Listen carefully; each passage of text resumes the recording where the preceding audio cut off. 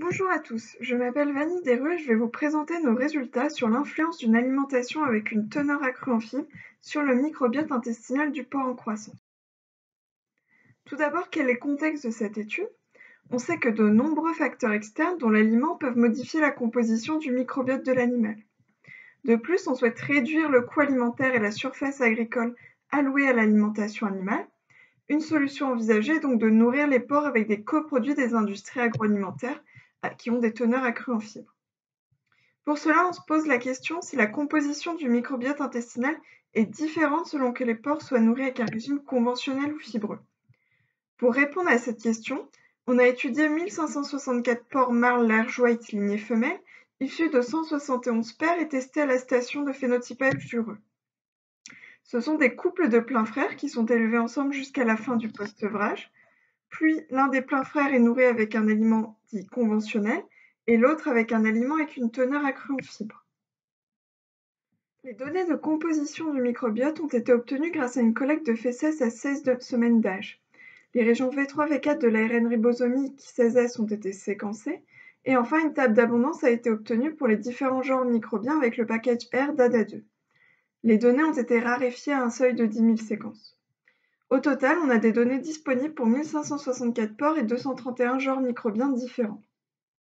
La première étape a été d'observer la diversité intra-individus. Pour cela, on a comparé l'indice de Shannon entre les deux régimes. L'indice de Shannon est un indice d'alpha-diversité qui est obtenu pour chacun des échantillons, et plus cet indice est élevé, plus la diversité microbienne au sein de l'échantillon est élevée. Puis la diversité entre les échantillons a été étudiée. Pour cela, les abondances des genres ont été comparées entre les deux régimes, et on a évalué la capacité à discriminer les porcs selon le régime alimentaire, grâce à une analyse discriminante en composante principale.